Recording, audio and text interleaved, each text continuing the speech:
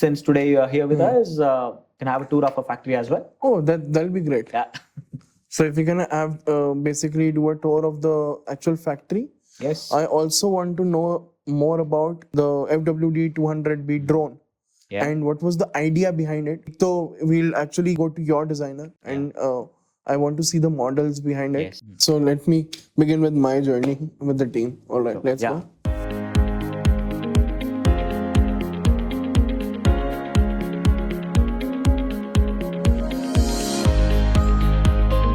This is a mechanical division, and in the first floor we have electronics.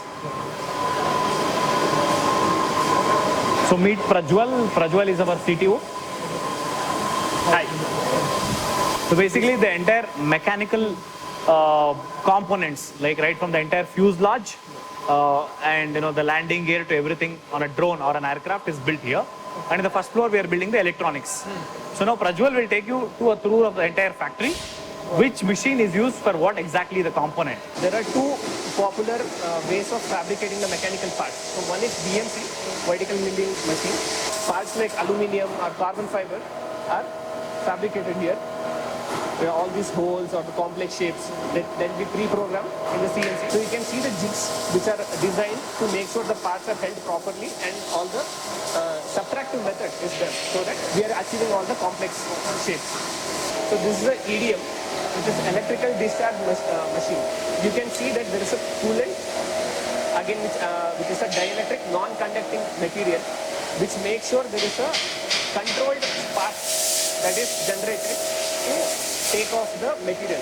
Generally the temperature is about 8,000 to 12,000 Celsius. So this is another popular method of getting complex shapes. So this is a wired EDM. So it's the next level of the EDM that you see. So the wire that you see is normally made up of tungsten kind of material. What happens actually at the core is that wire is running through to generate the complex shapes or the curvatures. Right? This is normally used in engines or the blades. This here is a vibration shaker. It has got a capacity of 1.5 tons payload, and it can introduce vibrations to the order of about 40 G. And this finds mainly, like I told, application in the aerospace and defense industry, where the electronic equipment in particular has to operate in rough terrain and tough environmental conditions. So this is a bending machine which is used to achieve shapes like this. It can exert up to 25 bars easily. Of course. At a time? At a time, yes. It will be loaded over there, and this portion that you are seeing, that is where the actual pressing happens and the bending is done. The shape would be loaded already? Yes. So next I'll take you to the laser cutting machine.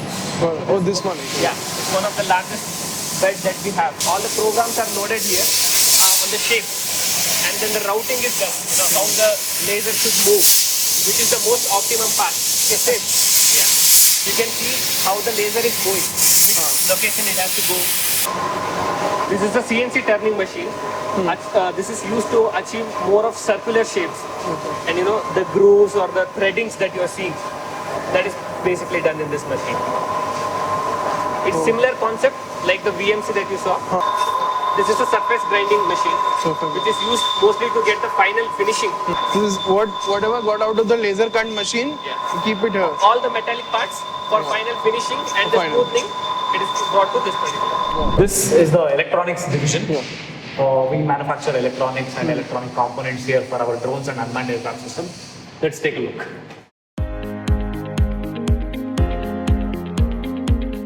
So here we follow Six Sigma methodology, and this is the dust-free zone. So we have a protective cover we have a headgear and a shoe gear.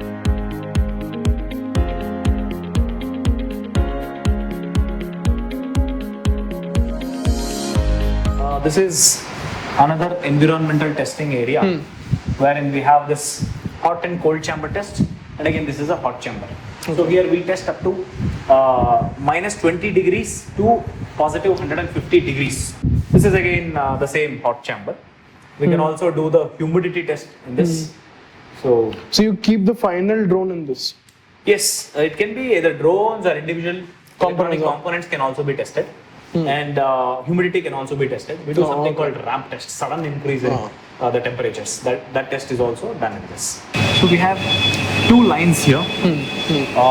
Each line is capable of mounting around 2 lakh components on a PCB per hour. So total, this particular hall, this particular floor can actually mount 5 lakh components per hour. Yeah. So now my colleague Prajwal will run you through the entire process of the assembly. Got it. So this is the first step of the complete SMD assembly. So that's the only place where the manual intervention happens. The trays are loaded with bare PCBs. Yes. And then it's loaded into the complete system where it's, the complete line is automated. No human intervention required. So in the first stage, the solder paste is printed on the complete circuit board so that all the pads and the connections, wherever the routing is there, the conducting material is printed. These are the resistors, capacitors and other smaller passive components. So you can see the speed at which it's picking from this particular tray and placing over the PCB over there. 2.5 lakh components per hour. Per hour. Yes. So total you get 5 lakh. 5 lakhs together. Yes. It is taken to the oven where all the placement that is done, that has to like settle properly. This is a chip.